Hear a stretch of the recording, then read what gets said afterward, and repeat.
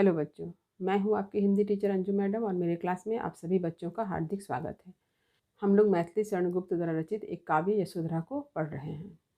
यशोधरा काव्य के एक प्रमुख काव्यांश सखी वे मुझसे कहकर जाते के आधे अंश की मैंने व्याख्या पिछले वीडियो में की है और उस वीडियो का लिंक आपके डिस्क्रिप्शन बॉक्स में दे दिया गया है, क्योंकि मैंने पहले ही बतला दिया था कि इस काव्यांश को मैं 2 भागों में पढ़ाऊँगी।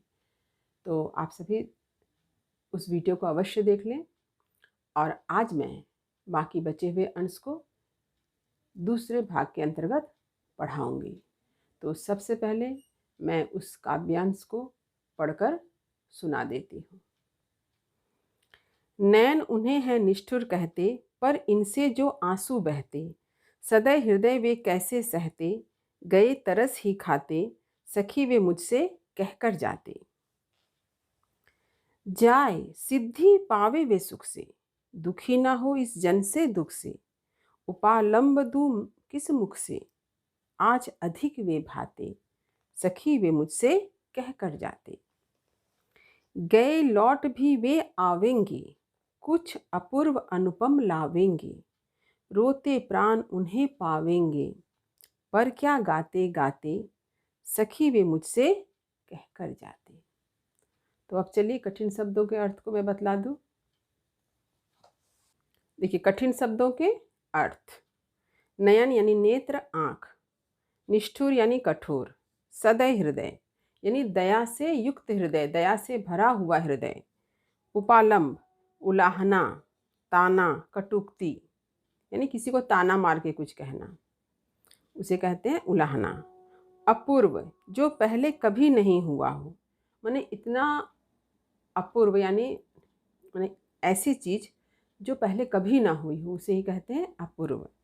अनुपम, अनुपम माने उपमा रहित, सर्वोत्तम यानी जिसकी हम तुलना ही ना कर सकें, वही होता है अनुपम। तो अब चलिए पंक्ति की व्याख्या आरंभ करती हूँ। तो सबसे पहले प्रसंग समझ लें।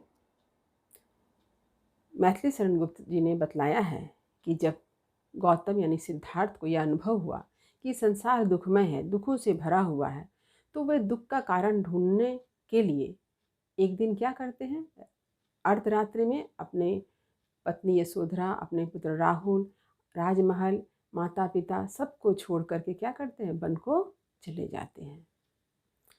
अब ऐसे में यशोधरा को यह महसूस होता है कि गौतम यानी सिद्धार्थ जो उसके स्वामी हैं, उन्होंने भले ही उनको महत्व दिया हो, भले ही उन्हें सबसे अधिक स्नेह दुलार दिया हो, लेकिन वे अभी तक यशोधरा के हृदय को सही रूप से नहीं समझ सके। और यही कारण है कि वे यशोधरा को बिना बताए चोरी चोरी वन को चले गए। इस बात का यशोधरा को अत्यंत दुख है, अत्यंत कष्ट है, क्योंकि ऐसा करने से उसके स्वाभिमान को ठेस पहुंचती है और इसीलिए वह अपने मन के दुख की कथा अपने सखी से कहती है।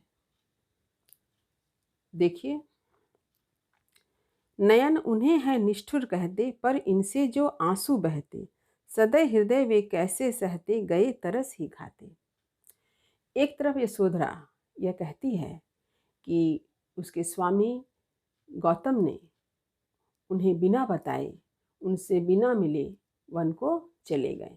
इस बात से उन्हें बहुत दुख है, लेकिन फिर वह अपने मन को समझाते हुए कहती है कि नयन उन्हें है निष्ठुर करते। भले ही यशोधरा के नेत्र क्या कह रहे हैं, सिद्धार्थ को निष्ठुर बतला रहे हैं, कठोर हृदय का बता रहे हैं कि वे अत्यंत कठोर हृदय के हैं, तभी तो उन्होंने अपने परिवार का परित्याग कर दिया, अपनी पत्नी का परित्याग कर दिया, अपने शिशु का परित्याग कर दिया, माता पिता का परित्याग कर दिया। इसलिए यशोधरा कहती है कि गौतम का हृदय जो है अत्यंत कठोर है, तभी उन्होंने ऐसा कार्य किया। लेकिन इसके साथ ही साथ वो क्या कहती है, देखिए, पर इनसे जो आंसू बहते, सदै हृदय वे कैसे सहते।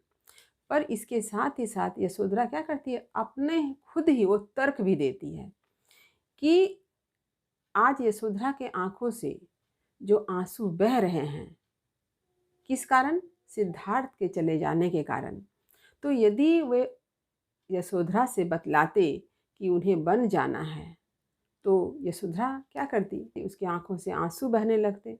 यशोधरा के आंखों से बहते हुए आंसू को देखकर सिद्धार्थ जो है क्या करते, पसीज जाते, क्योंकि उनका हृदय जो है सदय हृदय है, यानी दया से भरा हुआ हृदय है। वे किसी के दुख को नहीं देख सकते हैं।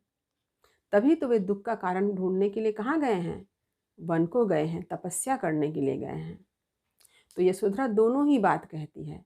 एक तरफ कहती है कि यशोधरा की गौतम का हृदय अत्यंत निष्ठुर है, और दूसरी तरफ क्या कहती है कि गौतम का हृदय जो है दया से भरा हुआ है। यानी यहाँ पर विरोधाभास देख रहे हैं। वो खुद ही तर्क प्रस्तुत करती है और कहती है कि यदि वे बता कर जाते तो यशोधरा के बहते आंसू को देखकर वे अपना निर्णय हो सकता है बदल लेते, या वे वन को नहीं जा पाते।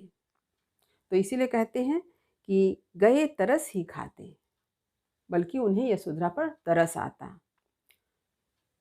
सखी वे मुझसे कहकर जाते। फिर भी यशोधरा का कहना है, इतना होने पर भी उसके मन में एक ही कष्ट है कि सिद्धार्थ जो है उससे कम मिल कर गए होते तो उन्हें अच्छा लगता।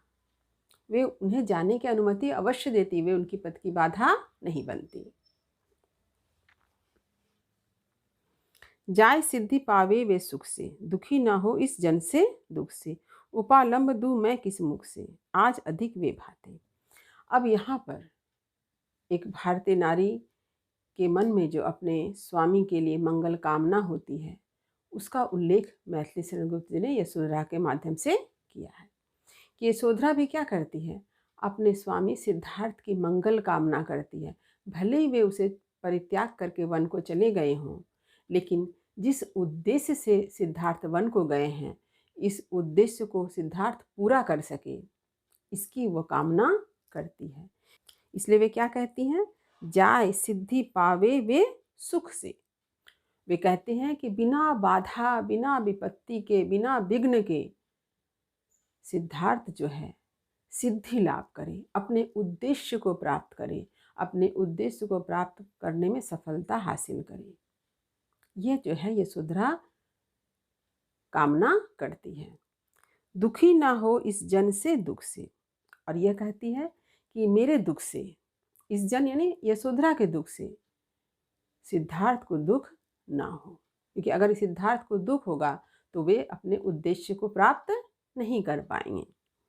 उपालंब दूं मैं किस मुख से, आज अधिक वे भाते।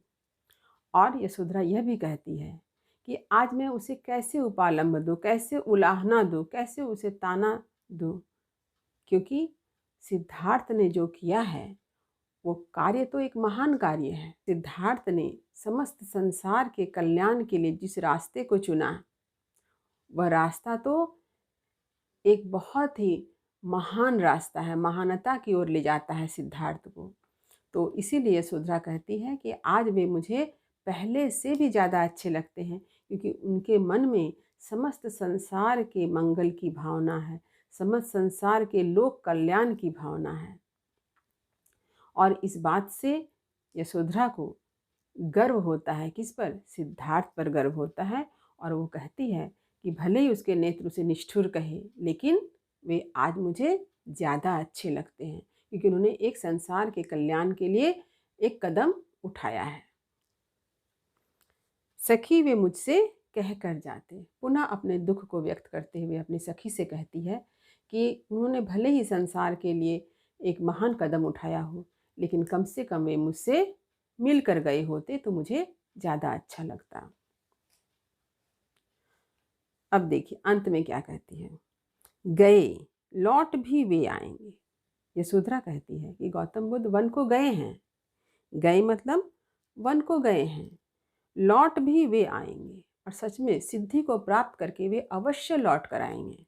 यानी यशोधरा को सिद्धार्थ पर इतना विश्वास है कि वो उसी दृढ़ विश्वास के साथ यह कहती है, सिद्धार्थ जिस उद्देश्य की प्राप्ति के लिए वन को गए हैं, उस उद्देश्य को प्राप्त करके वे अवश्य लौट कर आएंगे, कुछ अपूर्व अनुपम लावेंगे, और ऐसा कुछ लाएंगे जो कि अपूर्व होगा, अनुपम होगा, यानी जिसकी तुलना नहीं की जा सकेगी, जो सबसे सर्वोत्तम होगा। जिस उद्देश्य को प्राप्त करने के लिए सिद्धार्थ वन को गए हैं, उस उद्देश्य को लेकर जब वो वापस आएंगे तो वह उद्देश्य कैसा होगा? अपूर्व होगा, अनुपम होगा, सर्वोत्तम होगा, जिसकी तुलना नहीं की जा सकती है। यानी संसार के लिए जो ज्ञान लेकर आएंगे, वह ज्ञान जो होगा वह अपूर्व होगा और अनुपम होगा। रोते प्राण उन्हें पावेंगे, पर क्या गाते गाते। और पुनः यशोधरा कहती है कि यशोधरा का हृदय क्या है? सिद्धार्थ के चले जाने के कारण द्रवित हो रहा है, उसका हृदय रो रहा है। तो वो कहती है कि जब सिद्धार्थ आएंगे तो उनके प्राण क्या है? रोता हुआ उसे पाएंगे, उसके प्राण रो रहे होंगे, पर क्या गाते गाते। लेकिन वो क्या कहेंगे सिद्धार्थ से? जिस प्रकार सिद्धार्थ ने उसे त्यागा और बिना बताए वन को चले गए, इस बात के लिए यशोधरा के मन में जो दुख का भाव है, इसलिए वो कहती हैं कि वो उन्हें क्या कहेंगे, क्या कहते हुए उनसे मिलेंगी। यानी उनके मन में जो कुछ भी आक्रोश है, क्रोध है, गुस्सा है, जो कुछ भी है, लेकिन वो क्या व्यक्त करेंगी, क्योंकि सिद्धार्थ ने बिना बताए ही उसका परित्याग कर दिया। यानी यशोधरा के मन में सिद्धार्थ के प्रति जो गर्वबोध था कि सिद्धार्थ उसे सबसे अधिक स्नेह दुलार करते हैं, उनके मान सम्मान का ख्याल रखते हैं, उसी सिद्धार्थ ने उसके मान सम्मान का ख्याल नहीं रखा, बल्कि उसे बिना बतलाए वन को चले गए। इसलिए यशोधरा के मन में यह बात आती है कि जब सिद्धार्थ वापस आएंगे तो वो उन्हें क्या कहेगी, उनसे क्या शिकायत करेगी। उनके प्राण रोते ही रहेंगे, लेकिन वो सिद्धार्थ से क्या कहेगी? यानी कुछ भी नहीं कह पाएगी। सखी वे मुझसे कहकर जाते। और पुनः यशोधरा कहती है कि सखी, कम से कम सिद्धार्थ मुझसे मिलकर गए होते तो मुझे ये कष्ट नहीं होता। तो यहाँ पर यशोधरा के कष्ट को मैथिली शरणगुप्त ने बड़े ही सहज रूप से प्रस्तुत किया है। तो उम्मीद करती हूँ कि आज का यह वीडियो आपको अच्छी तरह से समझ में आ गया होगा। सखी वे मुझसे कहकर जाते काव्यांश को समझने के लिए आपको इससे संबंधित दोनों वीडियो को देखना अत्यंत आवश्यक है। तो आप दोनों वीडियो को अवश्य देखें, वीडियो को लाइक करें, सभी पढ़ने वाले विद्यार्थियों में शेयर भी ज़रूर करें। जो बच्चे मेरे चैनल पर नए हैं वे चैनल को सब्सक्राइब करना ना भूलें, ताकि हर नए वीडियो का नोटिफिकेशन उन्हें समय समय पर मिल सके। आप सभी बच्चों से मैं यही कहना चाहूँगी, यदि कहीं कुछ पढ़ने में दिक्कत हो तो आप मुझे कमेंट करके अवश्य बतलाएं। मैं आपके हर प्रश्न का जवाब यथासंभव अवश्य दूंगी। तब तक पढ़ते रहिए, जीवन में आगे बढ़ते रहिए।